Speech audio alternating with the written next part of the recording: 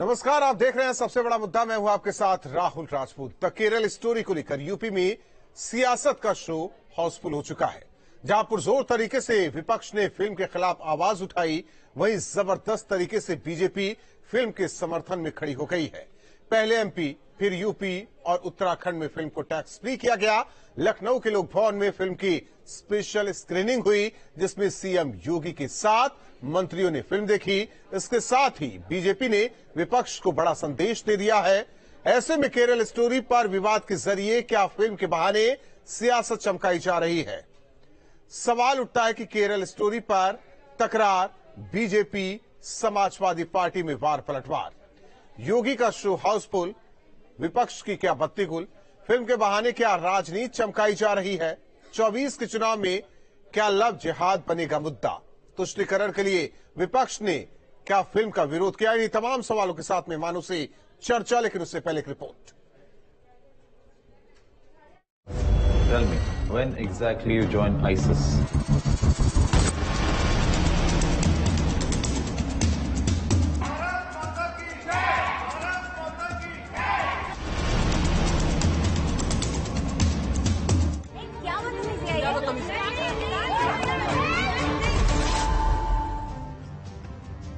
लोक भवन की तस्वीरें इस बात का जीता जागता सबूत हैं कि केरल स्टोरी को लेकर खड़ा हुआ विवाद अब सियासी फसाद में बदल चुका है। एक तरफ विपक्ष फिल्म के बहाने सियासत चमकाने की कोशिश में है, तो दूसरी तरफ बीजेपी खुलकर फिल्म के समर्थन में उतर गई है। इस बीच लखनऊ के लोक भवन में सीएम योगी ने अपनी पूरी कैबिनेट के साथ बैठकर फिल्म देखी। इस दौरान बीजेपी प्रदेश अध्यक्ष भी मौजूद रहे। पता नहीं केरल स्टोरी पर क्यों बैन किया जा रहा है। समाज के जो वास्तविक चित्र है, जो घटनाएं घटित हुई हैं, उससे आधारित ये फिल्म जो समाज को एक दिशा मिलेगा भविष्य में आने वाले समय में बच्चे सतर्क रहेंगे किस प्रकार की घटनाएं न घटित। आतंकवादी गतिविधियों का कहीं से भी किसी भी माध्यम से अगर पर्दाफाश हो रहा हो तो उसका स्वागत करना चाहिए, उसका अभिनंदन करना चाहिए। आज उत्तर प्रदेश की सरकार ने इस पर ध्यान केंद्रित किया है और कुछ स्कूल के भी बच्चों को बुलाने का हम लोगों ने शुरू किया है और बिल्कुल इसको दर्शकों तक जाना चाहिए। सीएम योगी ने अपनी कैबिनेट के साथ फिल्म देखी तो विपक्ष में खलबली मच गई। अखिलेश ने ट्वीट कर फिल्म को लेकर तंज कसा, लिखा पिक्चर आगे नहीं पीछे बैठकर देखी जाती है। माननीय उत्तर प्रदेश की कहानी पर ध्यान दें तो शायद प्रदेश का कुछ उद्धार हो जाए। एक तरफ फिल्म को लेकर विपक्ष ने मोर्चा खोला हुआ है, तो दूसरी तरफ बीजेपी शासित 3 राज्यों में फिल्म को टैक्स फ्री कर दिया गया। इस बीच लखनऊ में लोक भवन के अंदर फिल्म की स्क्रीनिंग से बीजेपी ने विपक्ष को जवाब दिया, जबकि विपक्ष ने फिल्म पर फसाद खड़ा किया हुआ है। उत्तर प्रदेश में जब फिल्मी अंदाज में बम गोलियां चला के हत्या की जा रही है और माननीय मुख्यमंत्री जी द केरल फिल्म स्टोरी को देखने गए हैं, तो उत्तर प्रदेश की जनता ये उम्मीद करती है कि जब वो माननीय मुख्यमंत्री जी फिल्म देख के निकलेंगे तो दूध और दही से टैक्स को समाप्त करने की घोषणा करेंगे। केरल स्टोरी फिल्म पर शुरू से ही फसाद छिड़ा है। एक तरफ उत्तर प्रदेश, मध्य प्रदेश और उत्तराखंड में फिल्म को टैक्स फ्री किया गया, दूसरी तरफ ममता बनर्जी ने पश्चिम बंगाल में फिल्म पर बैन जड़ दिया है। अब देखना होगा कि ये फिल्म फसाद कहां जाकर रुकता है। Team news state. चर्चा के लिए मेहमान जुड़ चुके हैं। शरद त्रिवेदी जी, प्रवक्ता बीजेपी, वीरेंद्र भट्ट जी, वरिष्ठ पत्रकार, कीर्तिनिधि पांडे जी, प्रवक्ता समाजवादी पार्टी, और बीजेपी प्रवक्ता का सबसे पहले रुख करते हैं। शरद त्रिवेदी जी, फिल्म देखने गए, सीएम योगी, कैबिनेट पूरी मौजूद रही, लेकिन एक ट्वीट अखिलेश यादव का आता है। उन्होंने बताया कि फिल्म को अगली पंक्ति में बैठकर नहीं देखते, और दूसरी ओर उन्होंने उत्तर प्रदेश के उद्धार की बात भी कही है। जब जब कोई सच्चाई की बात होती है, जब देश हित की बात होती है, तो सारा विपक्ष उसके खिलाफ खड़ा हो जाता है। ये आतंकी पैदा नहीं होते हैं, आतंकी बनाए जाते हैं। और ये पिक्चर उन लोगों पे है कि किस तरह लोगों को, आम नागरिकों को, बच्चों को जो है किस तरह गुमराह करके आतंक में ढकेला जाता है। यही काम कश्मीर में हो रहा है, यही अमेरिका में हो रहा है। डेविड कोलमैन हेडली, जिसने मुंबई के जो हमला हुआ था उसकी पूरी रेकी करके सारा वीडियो बनाया था, वो ईसाई था। उसे इस्लाम धर्म कबूल करा के और उसको किस तरह बरगला के इस काम में लगाया गया था, ये सबको पता है, ये जग जाहिर है, इस पे शरद त्रिवेदी जी हो चुकी है। ये देखिए, ये अलग बात को दिखाने की कोशिश, लेकिन जो सियासी फिल्म है उसकी बात कर लीजिए। जी क्या कह रहे हैं आप? जो सियासी फिल्म है उसकी बात कर लीजिए।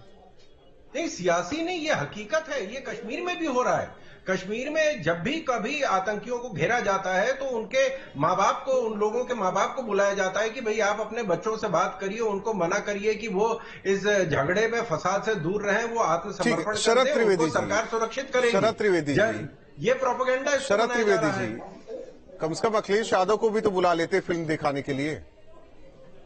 अरे अखिलेश यादव जी तो वैक्सीन लगाने को तैयार नहीं थे, वो तो कह रहे थे वैक्सीन भी बीजेपी के हम नहीं लगवाएंगे।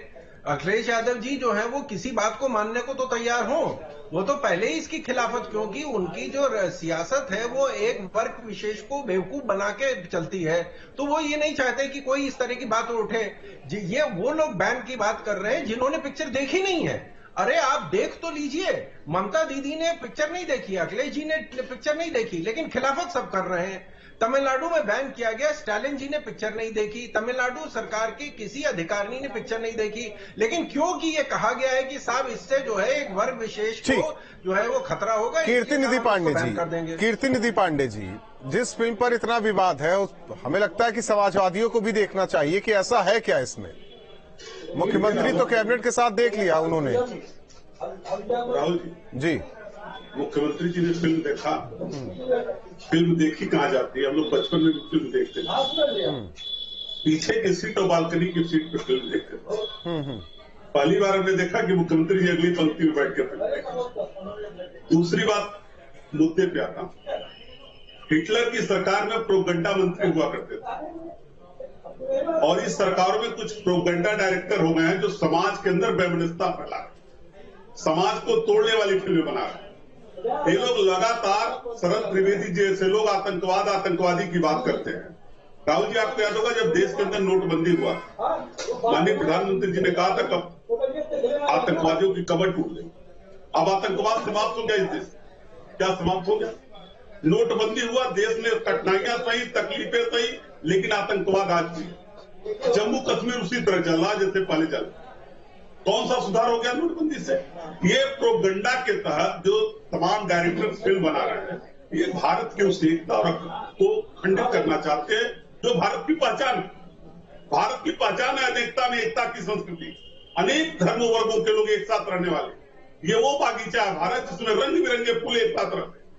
लेकिन भारतीय जनता पार्टी को वो फिल्म ज्यादा पसंद आती है जो नफरत फैलाने वाली, जो समाज में वैमनस्यता फैलाने वाली। ये इससे साबित होता कि भारतीय जनता पार्टी चाहती क्या, उसका चिंतन क्या।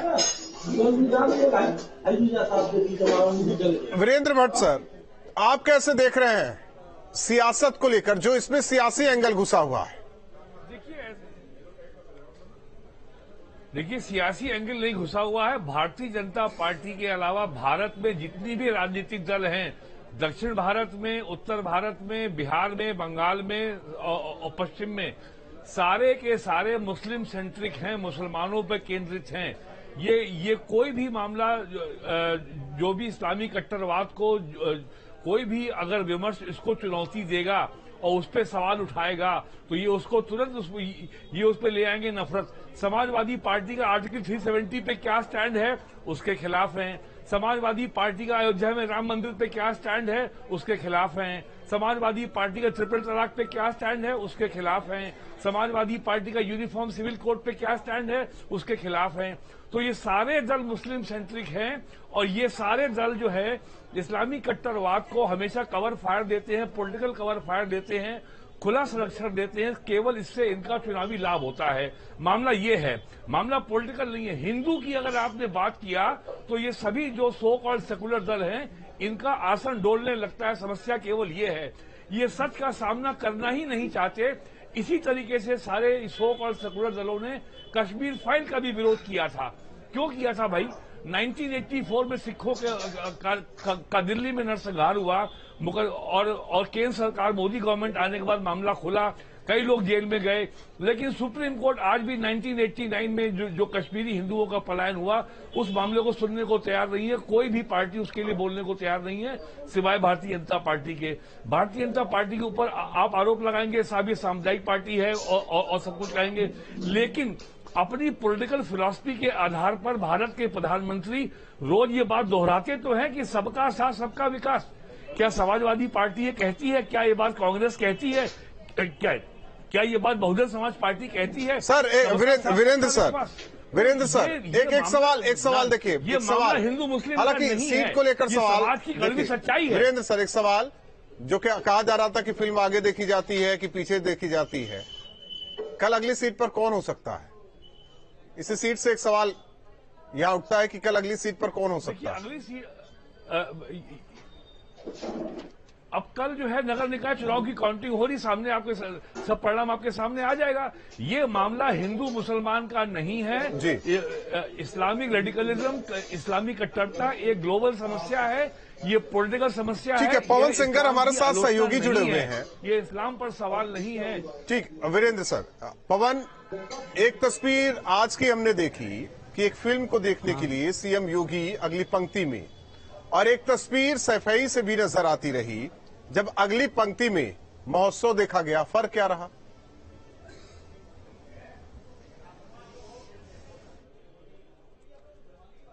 कीर्ति निधि,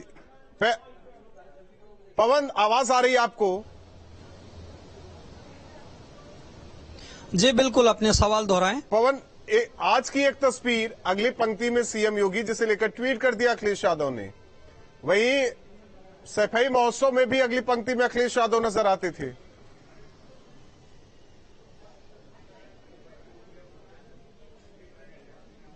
और देखिए, अखिलेश यादव का ट्वीट कहीं से भी 5 साल जो उत्तर प्रदेश का मुख्यमंत्री रहा हो और इस तरीके का ट्वीट करे, ये शायद कोई नहीं सोच सकता। अखिलेश यादव किस मंशा से ये ट्वीट करके इस तरह के एक तरीके से कहा जाए कि ओछी बात करने का काम किया। अगर उत्तर प्रदेश में कन्वर्जन की बात आप करेंगे, लफ्ज जिहाद की बात करेंगे, तो 2020 में कानून लाया गया, 21 में उसको एक्ट में निर्धारित एक्ट बना, और तब से अगर उत्तर प्रदेश में केवल कार्रवाई की आप बात करेंगे तो तकरीबन 1500 लोगों पे कार्रवाई हुई है, और लखनऊ में तकरीबन 22, गोरखपुर में 56, बरेली में 80 से ऊपर मामले हैं, 855 लोग जेल गए हैं। तो ये तमाम सारी बातें और आंकड़ा बताने के लिए काफी है कि जब उत्तर प्रदेश में इस तरह के घटना को लोग अंजाम देने का काम किए, तमाम सारे लोगों को कन्वर्जन एक तरीके से लोग लुभावन बातें कह करके कराने का काम किए, तो जहां का ये जिक्र हो रहा है, जिस केरला फाइल्स मूवी में तमाम सारी चीजें दिखाई गई हैं, विपक्ष को चाहिए था कि इस पे रिसर्च करके भारतीय जनता पार्टी या जो सरकार इसको टैक्स फ्री कर रही है उस पे अटैक करता, आंकड़ों के साथ आने का काम करता। लेकिन इन लोगों ने न तो पिक्चर देखी, न उसके बारे में बहुत ज्यादा जानकारी हासिल की। हाँ, मौलानाओं ने विरोध किया, अल्पसंख्यक समुदाय ने विरोध किया, तो सीधे तौर पे ये लोग आकर के उसको बैन करने का काम किए, उसके खिलाफ बोलने का काम किए।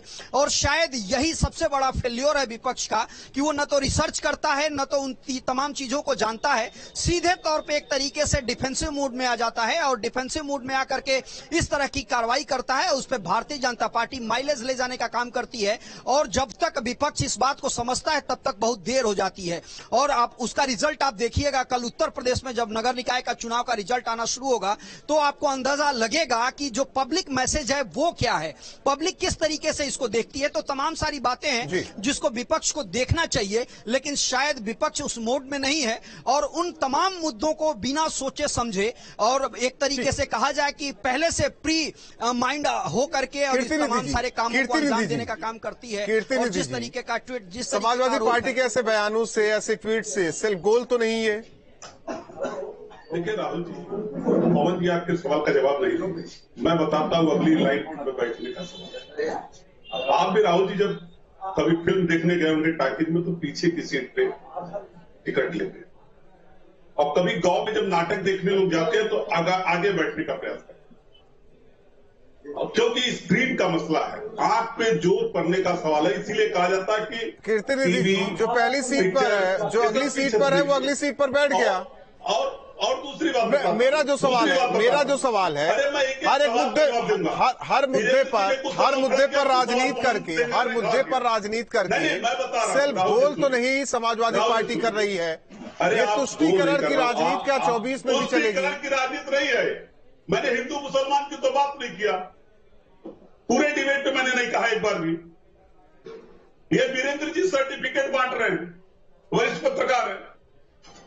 हमारे नेता रहे मुलायम सिंह यादव जी ने क्या कहा, जिस दिन बाबरी मस्जिद राम जन्मभूमि का विवाद शुरू हुआ था उसी दिन हमारे नेता ने कहा था कि मसला कोर्ट से तय होगा। क्या भारतीय जनता पार्टी की सरकार ने तय कर दिया? आज वो नेता मुलायम सिंह यादव जी नहीं है इस दुनिया में। वही हुआ जो हमारे नेता कहा करते थे। माननीय सुप्रीम कोर्ट का फैसला या सबने स्वीकार किया। ये वीरेंद्र जी सर्टिफिकेट बांट रहे हैं, पत्रकार नहीं तो आप भी तो सर्टिफिकेट बांट रहे हैं फिल्म पर। नहीं, सर्टिफिकेट बांट रहे हैं। नहीं, आप लोग भी तो सर्टिफिकेट बांट रहे हैं फिल्म पर। कोई सर्टिफिकेट आपने तो कहा, आपने कहा नहीं कि प्रोपेगेंडा फिल्मों के जरिए फैलाया जा रहा है। बिल्कुल प्रोपेगेंडा फैलाया जा रहा है। समाज में जो संविधान के अनुरूप इस भारत की संरचना है उसको कमजोर करने की साजिश हो रही है।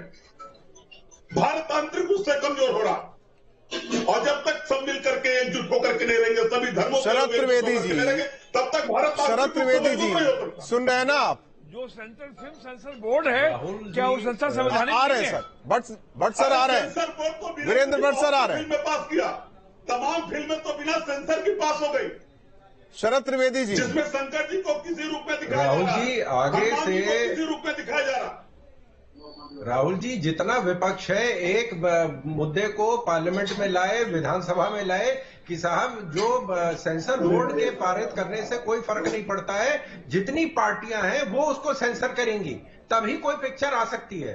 दिक्कत इनको इस पिक्चर से नहीं है, इनको दिक्कत ये वो सोच है जो विवाद खड़ा हुआ उसको। आप सुन लीजिए मेरी बात, मैंने आपके बीच में कोई हस्तक्षेप नहीं किया था। बात सुन लीजिए मेरी, आपकी जानकारी नहीं है। मैंने आपके मुद्दे पे कोई भी हस्तक्षेप नहीं किया था। मेरी बात सुन लीजिए, मैं आपके बीच में कोई मैं नहीं बोला हूँ। अब आपकी सरकार वो कानून नहीं बना पाई। नहीं, तब तो आपने नहीं कहा था कि प्रोपेगेंडा है। तब तो समाजवादी पार्टी ने भी नहीं कहा था कि प्रोपेगेंडा है ये। तब भी हमने कहा था प्रोपेगेंडा है, ये समाज को तोड़ने वाली फिल्म नहीं कहा था सर। उस वक्त भी मैंने वो विरोध किया था आपके चैनल में। आपने किया होगा ना? मैं समाजवादी पार्टी का स्पोक्स पर्सन हूं, मैं कह रहा हूं। शरद जी बात पूरी कीजिए। राहुल जी मुझे बोल लेने दे, मैं इनके बीच में नहीं बोलता हूं, मेरे बहुत परम मित्र हैं। मैं ये कहना चाह रहा हूं कि ये वही सोच है जो असद का जो इनकाउंटर हुआ था झांसी में, उसमें संविधान खतरे में आ गया था, मानवता खत्म हो गई थी। लेकिन जो टिल्लू ताजपुरिया की हत्या हुई है उसमें संविधान खतरे में नहीं आया था। ये वही सोच है। जो एसटीएफ का ट्रेनिंग सेंटर लखनऊ में खुलता है तो संविधान खतरे में नहीं आता, जब देवबंद में खुलता है तो खतरे में आ जाता है। पैसे के लिए हत्या कर दिया गोरखपुर के अंदर। नहीं, आप सुन लीजिए, आप सुनना नहीं चाहते। आखिरी देखिए वीरेंद्र भट्ट सर, आखिर में जरा शांत हो जाइए। 24 का ये चुनावी मुद्दा है क्या? 24 का ये चुनावी मुद्दा है क्या? संक्षेप में देखिए, 1947 के बाद से जिस तरीके से इस देश में सेकुलरिज्म के नाम पर जिस तरह के इतिहास को यहाँ गढ़ा गया है, अब वो सारे मुद्दे धीमे धीमे सामने आएंगे। और 1947 से लेकर अब तक जो पॉलिटिकली करेक्ट होने का नैरेटिव बना हुआ था कि इस मुद्दे पे सवाल मत कीजिए, इस मुद्दे पे आप नहीं बोल सकते, तो ये वो कश्मीर फाइल्स हो या केरला स्टोरी हो, ये दोनों फिल्में जो अब तक जो इतिहास। ठीक है, चलिए आप तीनों मेहमानों का बहुत बहुत धन्यवाद। कौन आपका भी धन्यवाद जुड़ने के लिए। सारे तौर पर द केरला स्टोरी, सीएम योगी और पूरी कैबिनेट ने ये फिल्म देखी। हालांकि इसे लेकर ट्वीट किया अखिलेश यादव ने, सवाल उठाया पहली पंक्ति में बैठने को लेकर, लेकिन दूसरी ओर जिस तरीके से इस पर सियासत भी हो रही है उससे समझा जा सकता है कि कौन किसके साथ खड़ा है। लेकिन यह भी कहा जा रहा है कि जो सच है उसे समाज को दिखाना भी जरूरी है। तो ये कह सकते हैं कि फिल्म के बहाने सियासत चमकाई जा रही, चाहे सत्ता पक्ष हो या फिर विपक्ष। और सवाल ये भी कि क्या ये मुद्दा 24 के चुनाव में भी गूंजेगा। सबसे बड़ा मुद्दा में बस इतना ही।